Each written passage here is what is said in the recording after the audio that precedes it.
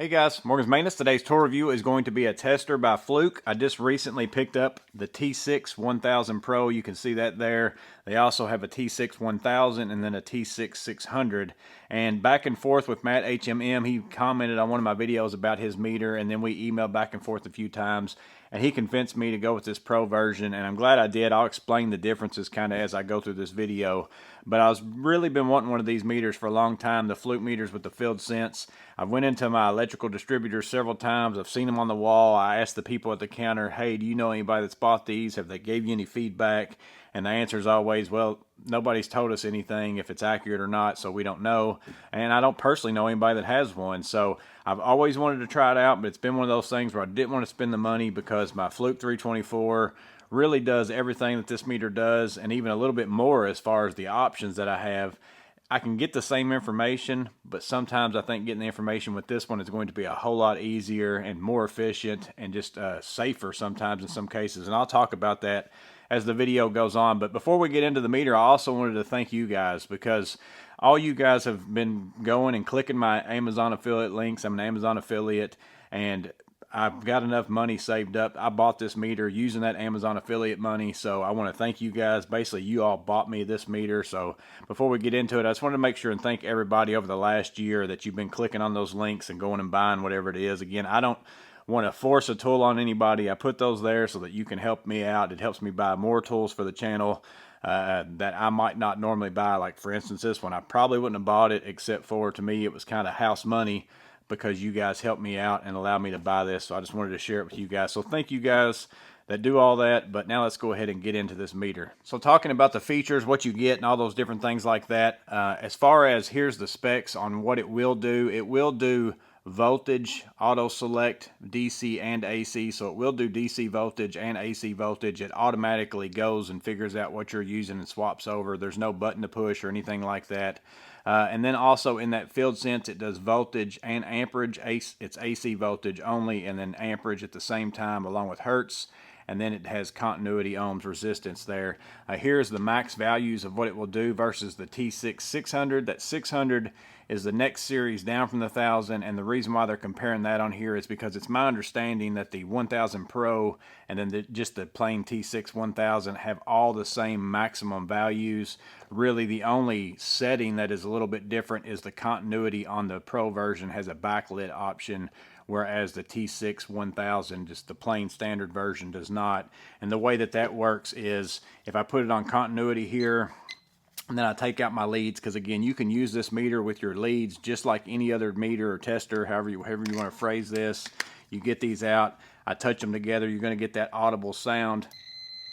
And then also that screen backlight's green, which you won't be able to see because I'm under some bright light. So I'll put a picture up here of what that does in a darker area where you'll be able to see that color come out. And that's going to be pretty useful in certain situations. If you're working in a loud environment, maybe you can't hear that right there, but if you can see that screen blink, then that might be helpful. And I think to me that alone is worth the extra 26 bucks just to have that in case there's times in which you need it. So again, the one other difference between the FieldSense or the T6-1000 and the T6-1000 Pro, which I have, is the way that you go about FieldSense, and it's really the same, but then also a hair different. If you look on the back here, and then you compare that with the back of the 1000 series, just the plain version, you can see a ground button right here. Well, what that does is whenever you place your black lead in, it traces over to that ground button, and you place your finger on there, and it uses your body as a relative ground in order to figure out what the voltage and the amperage is of the wire that you're testing. And for some reason they got rid of that on the Pro version. I'm not sure why, and that is why one of the things that they provide you with is an alligator clip, so you can take this out. You can still use just the lead and touch the ground if you want to, but just to free up your hand, they provide you with an alligator clip that you can put on, clip onto your ground wire to your box or whatever it is, and use that as you get your FieldSense. And then the only other big difference between the Pro and the 1000 series is with the Pro, you do get a holster included. So with this one, you slide your holster into that. The fork catches right here. You can open this up. I don't have my lead tucked in there right, but then as you do that, it wraps your leads in there, which if this was actually put up, this wouldn't be hanging down there. So again, for 26 bucks, I think to myself, I would like to have this holster. I like the backlight. To me, that's why I bought the Pro. So other than that, the testing functions are exactly the same. So let me go ahead and show you how this tester works. So the way this tester works, as far as voltage, continuity, everything else that it does, it's all exactly the same as every other tester that you've tried out. So if you've used any of those, it's going to be exactly the same. Again, you can take your leads out of this. You can use it just like you're using any other tester. Doesn't matter that it has FieldSense or not. That's just an extra option. And again, this one also has that to where you can tuck one of your leads into the meter and have a free hand. I really like that about the fork meters. But to use the FieldSense, again, if I plugged in this radiant heater so that I'd have something quiet, I've kind of spliced out this line so that I'll be able to put stuff on it and you still see the picture. But of course I could go into the box with this and I could read it, but I wanted to make sure that you guys can see the readings on it. So normally I could take my clamp meter like this, put it on amperage, clamp it around this line, and let me get it turned on here. And you can see I'm pulling 11.69 amps. So I can pull amperage with my old meter just fine. I don't have to have this necessarily to do so.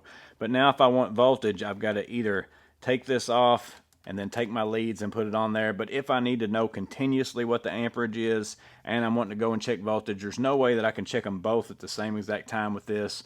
So I'd have to either leave this on, get another meter, start checking voltage with that, or I could use the FieldSense on this meter itself, the T6-1000 Pro. Again, if I just take that ground lead, I can either go about it, I can take and put the alligator clip on, I can clamp that onto the box which has the ground connected to it, and then again, I don't even need this lead. I can just put this lead up, put that in there. I'm going to go to that FieldSense.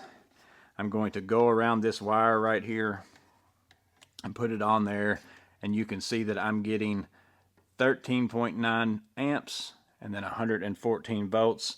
I can even press that hold button and pull that out, and you can see on that screen I've got a 13.3 amps, 113 volts AC, all at the same time. Didn't have to touch anything with a lead other than putting that ground clamp on there. It's just a matter of going in and out and getting that measurement. Let me see if I can get that turned a little better so I can get the measurement in the picture. Again, 12 amps, 116 volts AC. Easy to get those, way better. And again, you're getting both of them at the same exact time. That's why I think that FieldSense is extremely nice, in my opinion. And again, you don't have to use this alligator clip. You can go about it by just putting your lead on, and you can also do this with the 1000. If I touch that to ground in there, I can then come back around, put that on, and get the same exact thing as what I had before. 12.2 volts, 115 amp, or 12.3 amps and 114 volts. So that's another way that you could go about doing it. Now, I was kind of intrigued because this is one of the things I was interested in, because why did they get rid of the button on the 1000 whenever they went to the Pro? Because I could do this same exact motion with the 1000 and get that, or I could have bought one of these and put it on the 1000, and then why not still have that ground button as an option so that I can use that if it's not easy for me to get the ground or something like that. So I just thought I'd try it. I don't recommend this because I don't know, again, what the reason was behind them getting rid of it, but it would be the same thing as me putting this alligator clamp on my finger and then using the FieldSense going on there. You can see that I'm getting 13.6 and then also a 111, let me see if I can push the whole button, 12.2 amps, 110 volts AC. So it's a little bit lower on the voltage, and it's always been that if I use my finger as the ground. So I don't know if they got rid of it for a safety issue, if they got rid of it because of the accuracy issue or anything like that. I have no idea why. They even say on the 1000 that it is going to be more accurate if you actually take the lead, put it to ground instead of using the finger. But I don't know why they got rid of the option, because I can still do all the same things. It seems like to me you would have just left it on there if there was nothing wrong with it. So if anybody knows the answer to that question, why they got rid of the ground button, I'd like to know that in the comments below if you happen to know what that reasoning is for that. But the other scenario that I thought of that I wanted to use this for quite a bit, because I run into this all the time, is, and again, you've got to imagine this, but let's just say you've got a junction box with a big gob of wires in it like this right here.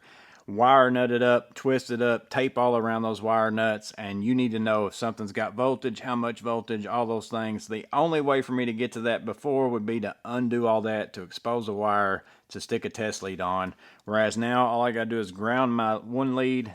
I can put it on FieldSense. I can go in here now and I can go in there and check it with this.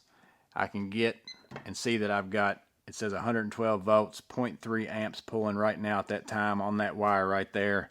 I get all that information without having to undo a single thing, not having to get out a lead and touch anything, no exposed wires, nothing like that. Again, that's Wagos. I could even test that like that. But again, imagine that's a wire nut taped up.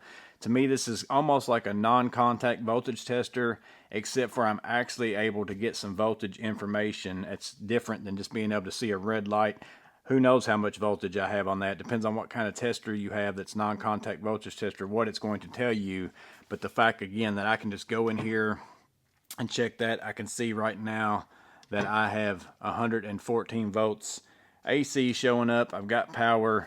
To me, it's just a win-win all the way around. Is it a necessary feature? No. I could get all that information that I can get with this with my meter that I have now, but I can't get them both at the same time, and I can't get them without using my leads, and that's the difference to me between that FieldSense and any other meter that I've used, and I think it's going to be pretty useful. So yeah, guys, that is the T6-1000 Pro from FLUKE. Again, I think it's going to be a great tester. I think it's going to make me more efficient and at least safer in some situations, in my opinion.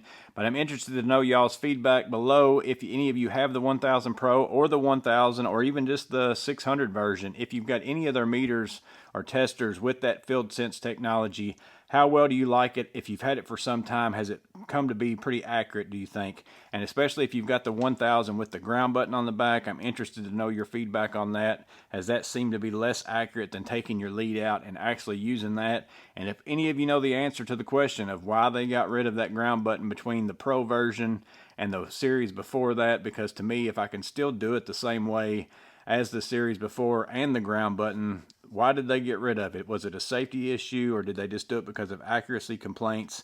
I'm interested to know that if anybody knows the answer to that. But hopefully this video helps you decide, is this meter the right fit for you? It might not be, or if it is, it helps you decide if you need the Pro version or just the regular. That's the goal. As always, I hope that it was useful in some way. I hope it helps you make that decision. But you guys stay safe. Have a blessed day. See you on the next video.